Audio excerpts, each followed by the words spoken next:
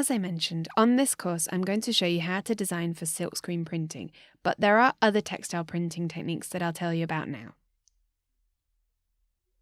On tshirtsuk.com, you can find lots of useful information about each technique in various languages. So, vinyl. Vinyl is like a sticker that sticks to the textile surface via thermoadhesion. It's long-lasting, but the colours are limited, and the designs can't be too complicated. Sublimation. Basically, this technique consists in that the ink doesn't block the weave of the material, so the textile can breathe 100%. This is possible with special materials, as ink has the tendency to evaporate with the heat of the transfer plate and penetrate in the molecules of the polyester. So one of the advantages of this technique is that the design can't be removed, it's chemically fused with the material. This technique is really useful for sportswear, but you can only use it with white polyester. Transfer. This is the cheapest and fastest technique I know, besides painting directly on the fabric. It consists in printing a design on a special transfer paper. This paper has a layer of silicone that sticks to the ink of the printer.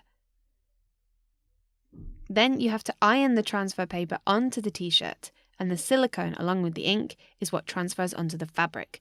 Its advantages are the price and the fact that it allows you to print gradients, shadows, etc. Its disadvantages, however, are that it's not very durable, and you can only use it on a light-coloured material, white or beige. Also, printing with transfers can leave a white silicone frame around the design that tends to disappear after a few washes.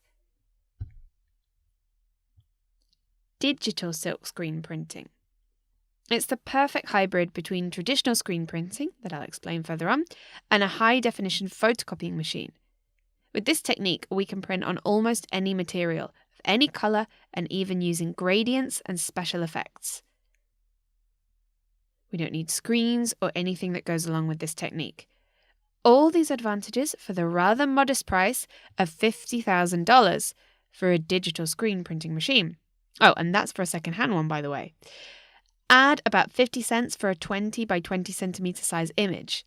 So as you can see, the biggest disadvantage of this technique is the price. However, you can order your print, and then the prices will depend on the provider.